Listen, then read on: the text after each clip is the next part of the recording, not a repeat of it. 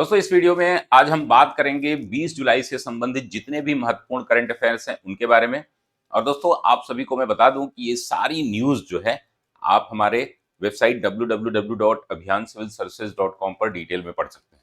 और इस आज से संबंधित जितने भी महत्वपूर्ण current affairs UPSC, UPPSC, BPSC, MPPSC और स्टेट पीसीएस के लिए जो भी जरूरी होते हैं 8 से 10 न्यूज़ हम पर डे देखते हैं। नमस्कार दोस्तों, मैं धनंजय सिंह आप सभी का स्वागत करता हूं। आप को मैं करंट अफेयर्स की क्लास में सुबह सुबह जो है प्रतिदिन मिलता हूं। आप लोग जरूर इस प्रोग्राम से जुड़े। चलिए शुरू करते हैं। आज की पहली न्यूज क्या है दोस्तों? हेनले पासपोर्ट इंडेक्स जो है 2023, इस पर हम डिटेल में बातचीत कर लेते हैं। क्या है जरूरी बातें?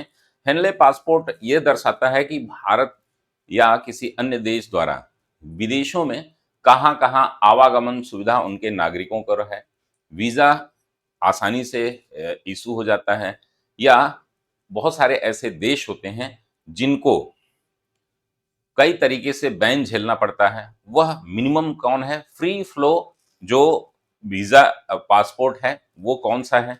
तो जापान, आपको पता है कि लगातार एक नंबर पर जापान, सिंगापुर बने रहते हैं। आइए देखते हैं आज इस बार की जो न्यूज है उसमें क्या सबसे महत्वपूर्ण है। तो चलिए। और दोस्तों आप सभी को मैं बता दूं कि हिंदी की क्लासेस हमारी चल रही हैं, हिस्ट्री की चल रही हैं, साइंस की चल रही है, उसको आप लोग जरूर किया करें। यहाँ पर दोस्तों जुलाई 2013 में हेनले 23 में हेनले पासपोर्ट इंडेक्स जारी किया गया है। इस इंडेक्स में कुल 103 तक रैंक प्रदान की गई, यानी कि कुल 103 देशों को शामिल किया गया। हेनले पासपोर्ट इंडेक्स 2023 में सिंगापुर शीर्ष स्थान पर है। सिंगापुर के पासपोर्ट धारक 192 देशों में बिना पूर्व वीजा के यात्रा कर सकते हैं, यानी कि इनको बहुत आसानी होती है किसी भी देश के जो है में जाने के लिए और वहां सुविधाएं हासिल करने के लिए।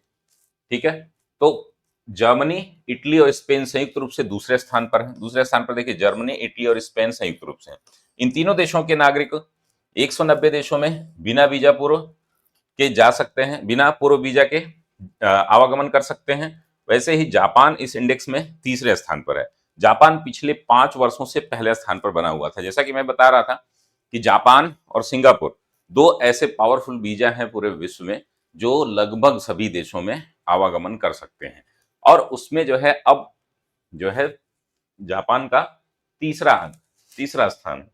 इसको आप लोग याद रख रहेंगे। जब बड़ा बदलाव होता है बहुत समय बाद जो है कोई देश जो है पहले से दूसरे तीसरे पर जाता है, तो यहां से प्रश्न बनना लाजमी होता है। चलिए आगे देखते हैं दोस्तों। जापान के अलावा ऑस्ट्रिया, फिनलैंड, फ्रांस, जापान, दक्षिण कोरिया, लग्जमबर्ग, स्वीडन भी संयुक्त रूप से तीसरे स्थान पर है।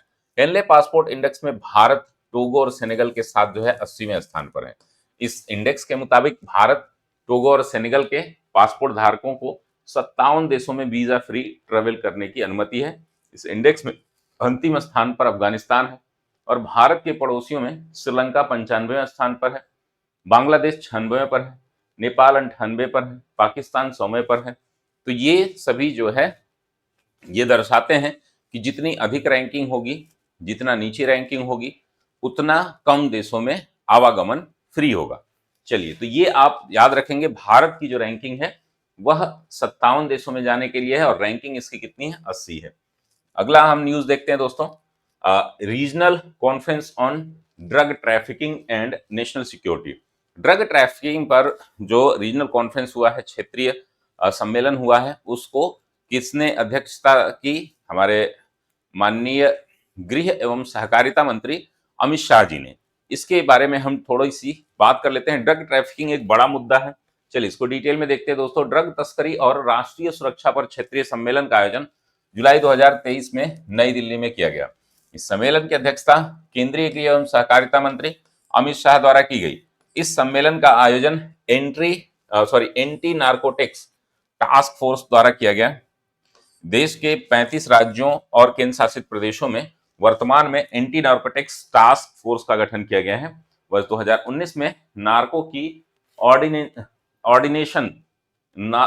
कोऑर्डिनेशन सेंटर की स्थापना की गई थी। तो आप नार्कोटिक्स डिपार्टमेंट का जो विभाग है जो डिपार्टमेंट का जो दल है वो क्या करता है, विभिन्न स्थलों पर जहां से ड्रग ट्रैफिकिंग की संभावना होती है, खास करके जो हमारे सी बाउंड्रीज हैं, स्पेशली बांग्लादेश के साथ हमारे जहां बाउंड्री लगती है, हमारे पाकिस्तान के साथ बाउंड्री लगती है, इन पर पैनी नजर रखते हैं। साथ ही साथ जो पोर्ट के थ्रू या रूट, या आप देखते हैं कि जो नेपाल आदि के ही माध्यम से बहुत सारे जो है ड्रग भारत में आते हैं। विशेषकर आप देखेंगे पाकिस्तान से जो आता है ड्रग, वो पंजाब में उड़ता पंजाब जो मूवी बनी थी वो ड्रग ट्रैफिकिंग पर ही थी। तो ड्रग ट्रैफिकिंग जो है एक बड़ा ही नेक्सस बना चुका है भारत में, उसको टैकल करने के लिए इस पे बातचीत की गई। अगला जो न्यूज है दोस्तों, हमारे जो है बिम्स्टेक फॉरेन मिनिस्टर्स की मीटिंग हुई।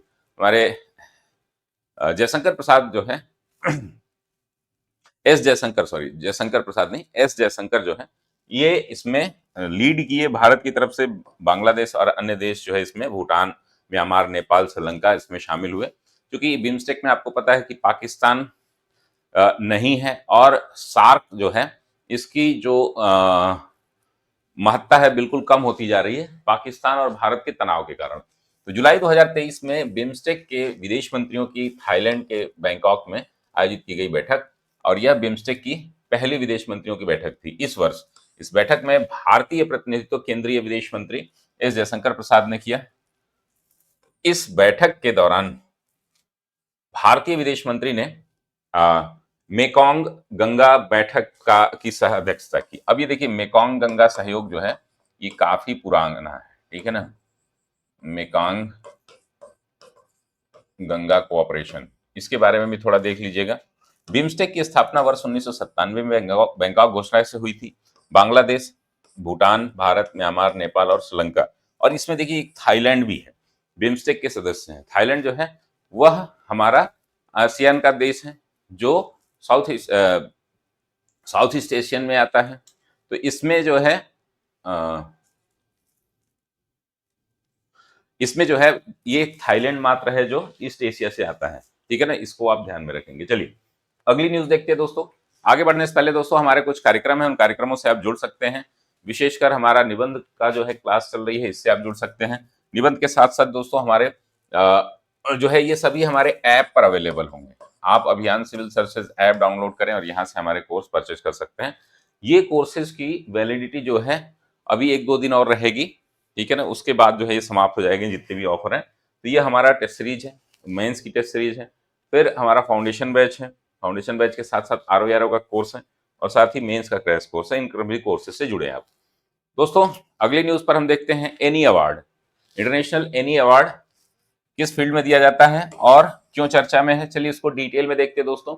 इंटरनेशनल एनी अवार्ड जो है वह एनी द्वारा दिया जाता है। एनी एक संस्था है, अंतरराष्ट्रीय एनी अवार्ड एनर्जी फ्रंटियर पुरस्कार भी इसको कहा जाता है, ठीक है ना।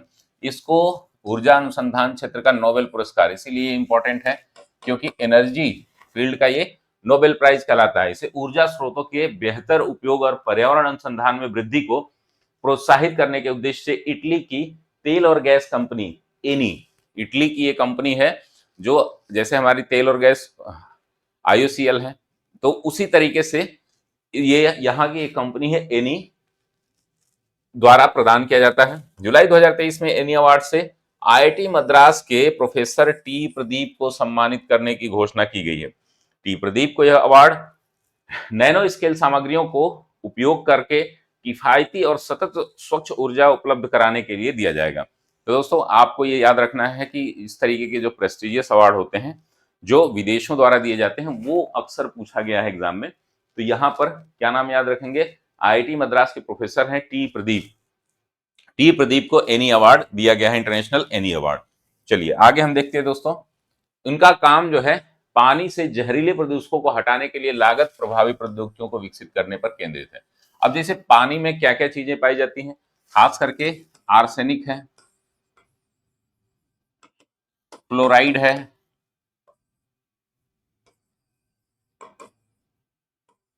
और मेटल्स और भी होते हैं। जैसे कि इसमें क्या पाया जाता है, रेडियोधर्मी, जो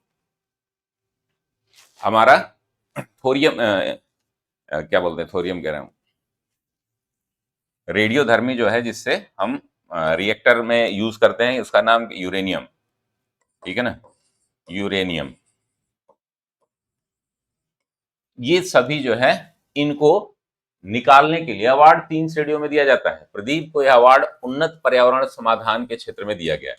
इटली के राष्ट्रपति राष्ट्रपति जो है प्रोफेसर टी प्रदीप को यह अवार्ड प्रदान करेंगे। अंतर्राष्ट्रीय एनी अवार्ड की शुरुआत कब हुई थी? 2007 में हुई थी। तो इसको आप याद रखेंगे। इन्होंने क्या किया है, एक ऐसी टेक्निक डेवलप की है जिसके माध्यम से पानी में जो पॉल्यूटेंट हैं, विशेषकर जो मेटल पॉल्यूटेंट हैं, उनको दूर करने के लिए एक तकनीकी विकसित की है। चलिए अगली न्यूज पर देखते हैं दोस्तों। एक फोरकास्ट हुआ है जिसमें एशियन डेवलपमेंट बैंक ने भारत की जो वर्तमान जीडीपी ग्रोथ रेट है उसको स्पेकुलेट किया है। चलिए इसको डिटेल में देखते हैं क्या है स्पेकुलेशन एशियन डेवलपमेंट बैंक का। ये लगातार बदलते भी रहते हैं, बहुत ज्यादा इस पे फोकस नहीं करना है, लेकिन एग्जाम से पहले एक बार ट्रेंड देख लेना है। कभी कभी ये सीधे प्रश्न पूछे जाते हैं। जुलाई 2023 में एशियाई विकास बैंक एडीबी ने वर्ष 2023-24 के लिए भारतीय विकास दर का अनुमान व्यक्त किया है। एडीबी के अनुसार चालू वित्तीय वर्ष में भारत की विकास दर जो है 6.4% रहेगी, जबकि अगले वित्तीय वर्ष में यह बढ़कर के कितनी हो जाएगी? 6.7% रहेगी। एडीबी ने एशिया और प्रशांत क्षेत्रों के लिए वर्ष 2023 में विकास दर 4.8% अनुमानित की है। एशियाई विकास बैंक की स्थापना कब हुई थी? 1966 में हुई थी। इसका मुख्यालय कहां पर है? Manila, Philippines.